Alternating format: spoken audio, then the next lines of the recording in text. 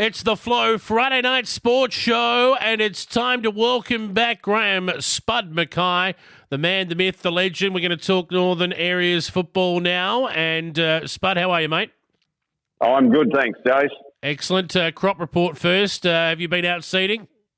Yes, we have. But it dropped 11 mils on us this week, so in about 10 minutes. So we didn't really want that. But sorry. I zigged when I should have zagged. I think you better call off your rain dance now. All right, I'll give it a spell for a week. That's good. The legs are a bit sore. Not as sore as some of the Northern Areas boys, I'm sure, and those from Adelaide Plains, York Peninsula and North Eastern after the Nutrient Ag Solutions Cup. Doesn't quite roll off the tongue as well as the Landmark Cup, but the Nutrient Ag Solutions are the new sponsor of that interleague carnival that you have under 17s and A grade. They all headed off to Balaclava over the weekend. How did it go? Well, not very good for Northern Areas, but it was a really good day, and York Peninsula obviously won the carnival, and so they were. That's the second time now that 2 years in a row, because it wasn't played last year. Yeah. So in 2019 they also won it. So, but I just think they've had a really good run in their under 17s, been winning that. They've probably won under 17s 5 or 6 times, and they also managed to win it again this year. And I reckon that's starting to transfer into their A grade now. Mm. But as far as Northern Areas go, I did speak last week about this cup. It's a reduced game. You play 18 minutes plus time on, and I said it's important that you bounce out the blocks. Well, unfortunately, in the first match against North Eastern, that didn't happen. North Eastern were 6-2 to 2 goals at the end of the first half. So when that happens, it's very hard to get back from that position and win. And the final score was actually North Eastern 8-5, defeated Northern Areas 4-1. So their second half was okay, but the damage was done in that first half.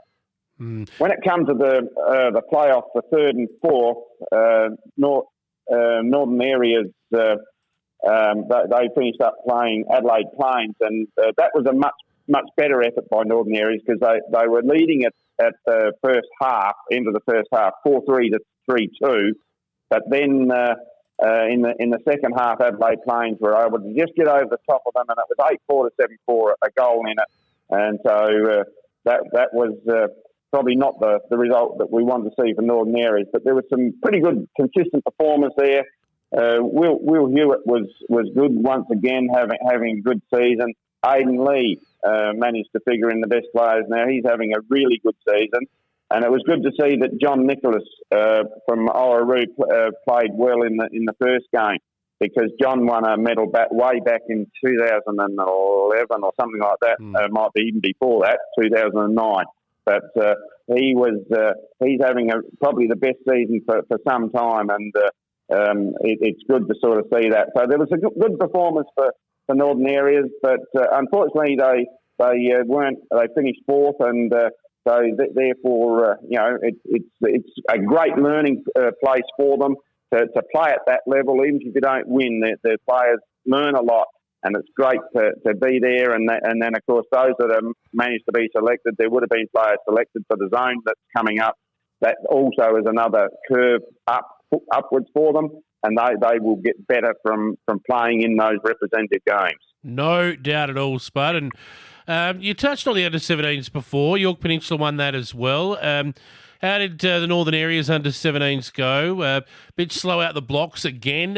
You touched on this before. In these shortened games, you can't be that.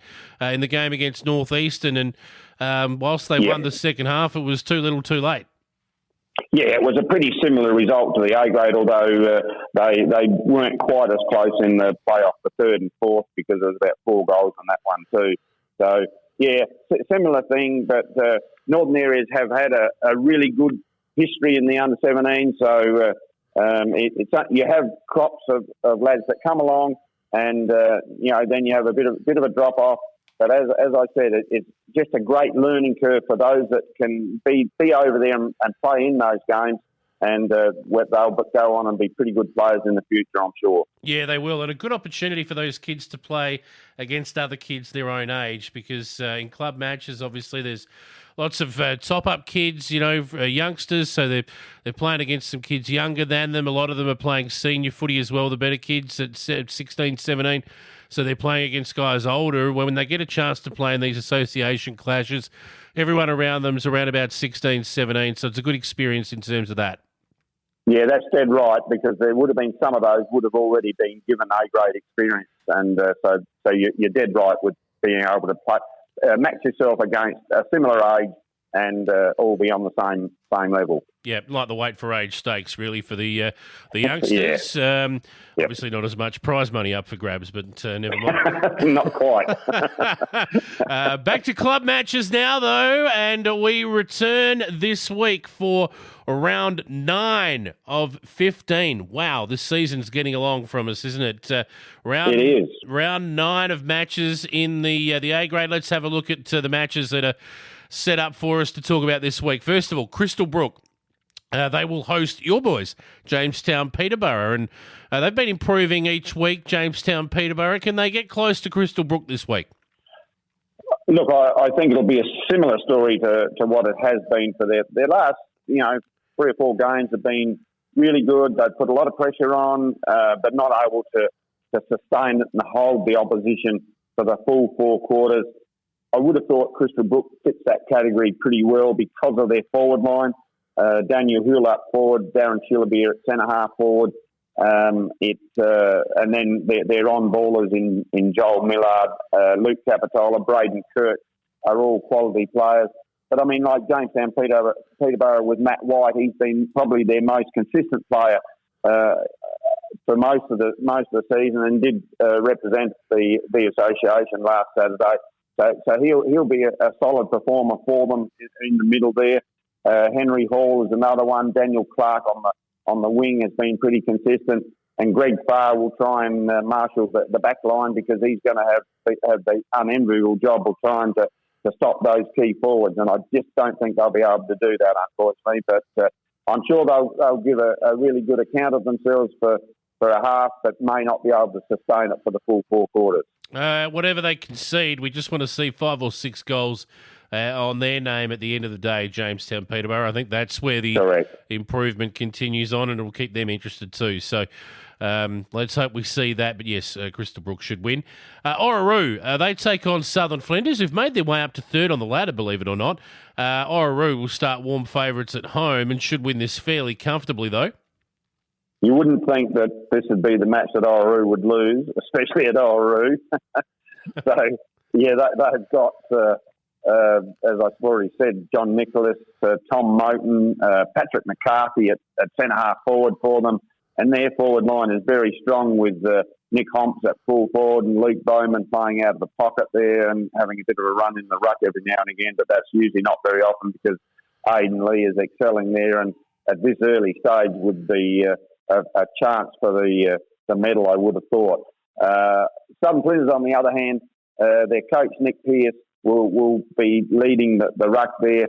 Will have his hands full with Aidan Lee. But if he can get use of it to Scotty Galbraith, Joel Amberg Pedersen has been really good for them, played association for us too. Zeke Kay is a consistent performer in the back line for them.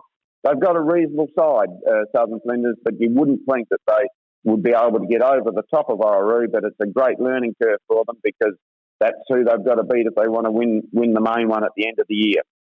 Exactly right, Spud. So we'll see how that one plays out. Now, this next one at Port Broughton just has to be match of the round. If BMW want to make any sort of impact on this season whatsoever, they have to give a really good account of themselves in this game against Broughton Mundura. Now, whether they win or not, I'm not sure, but they just have to be within a bull's roar here to keep their season hopes alive.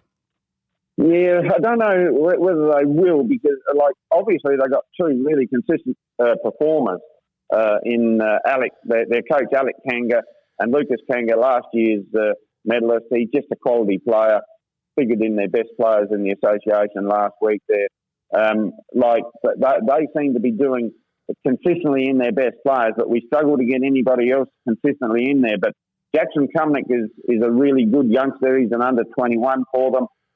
Braden Battersby at centre half back will try and stem the tide there again for their forwards, opposition forwards. And Nick McCullum hasn't done a lot yet up forward. If they can get all those to gel, they definitely are a chance. But I reckon Broughton Mundura, they will be looking now to sort of start putting a few runs on the board in order to put some pressure on Oahu at the pointy end of the season here. Callis Freer is still he's an under 21 player for them and is playing really good football. Matty Hayes, Tommy Whelan at centre half back, and then William Hewitt and Dylan Hewitt. Both of those are playing really good football for them. I think Broughton Mundura win it. It is probably the match of the round because BMW, if they have to be able to they have to be able to win one of these games against one of those top sides and then beat the players that are around them in the bottom of the pack there. Yeah, it's exactly right. So we'll see how it plays out in round 9 of Northern Areas football, Spud. Look forward to catching up with you next week, mate. Hopefully the Jamestown Peterborough boys give a good account of themselves on the weekend for you, and we'll catch up with you next week, mate. Yeah, certainly, Jace, and I'm sure it'll be a great round. I think the weather's starting to fine up by Saturday. Grounds will be heavy, but should be a great weekend of footy. Catch you next week.